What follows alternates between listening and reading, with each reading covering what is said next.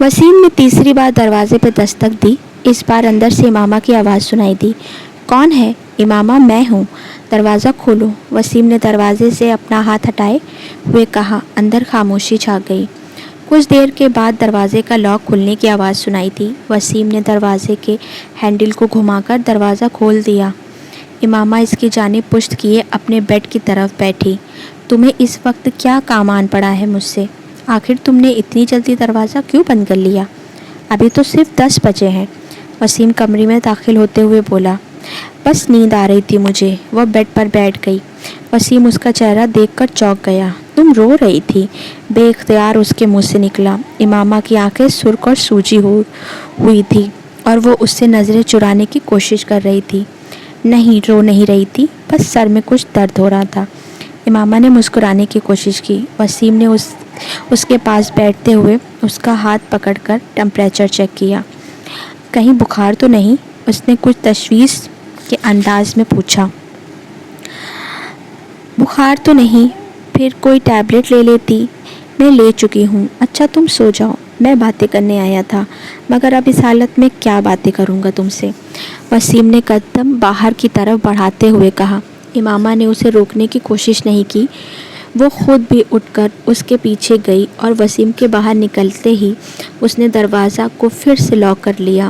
Bed पर औंधे मुंह लेटकर उसने तकिया में मुंह छुपा लिया और वो एक बार फिर हिचकियों के साथ रोती रही।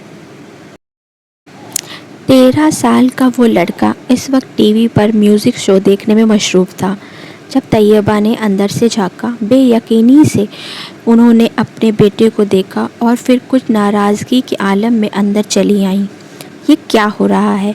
उन्होंने अंदर आते ही कहा। टीवी देख रहा हूँ। उसने टीवी से नज़रें नहीं हटाई। टीवी देख रहा हूँ? फॉर गॉड सेक, तुम्हें एहसास है तुम्हारे पेपर्स हो रहे हैं? तैयबा ने उसके सामने आते हुए कहा। So what? उस लड़के ने इस बार कुछ खफगी से कहा। So what? तुम्हें इस वक्त अपने कमरे में किताबों के दरमियान होना चाहिए, ना कि यहाँ इस बेहुदा शो के सामने, तैयबा ने डांटा। मुझे जितना पढ़ना था मैं पढ़ चुका हूँ, आप सामने से हट जाएं। उसके लहजे में नागवारी आ गई। फिर उठो और अंदर जाके पढ़ो। तैयबा ने उसी तरह खड़े खड़े उससे कहा। ना मैं यहाँ से उठूँगा और ना ही अंदर जाऊँगा और ना ही पढ़ूँगा। मेरी स्टडीज़ और मेरे पेपर्स मेरा मसला है, आपका नहीं। अगर तुम्हें इतनी ही परवाह स्टडीज़ की होती तो इस वक्त तुम यहाँ बैठे होते।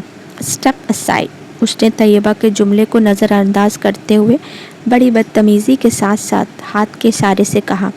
आज तुम्हारे पापा आ जाएं तो मैं उनसे बात करती हूँ। तैयबा ने उसे धमकाने की कोशिश की। अभी बात कर लें, क्या होगा? पापा क्या कर लेंगे? जब मैं आपको बता चुका हूँ कि मुझे जितनी तैयारी करनी है मैंने कर ली, तो फिर आपको क्या मसला है? ये तुम्हारा सालार इम्तिहान है, तुम्हें एहसास होना चाहिए इस बात का। तैयबा ने यकदम अपने लहजे को नरम करते हुए कहा। मैं कोई 2-4 साल का बच्चा नहीं हूँ कि मेरे आगे पीछे फिरना पड़े आपको।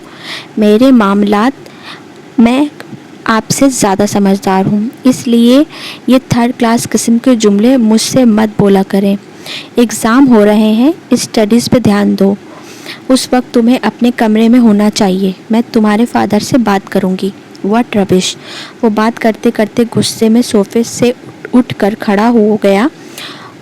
हाथ में पकड़े हुए रिमोट को उसने पूरी कूद से सामने वाली दीवार पे दे मारा और पांव पटकता हुआ कमरे से निकल गया।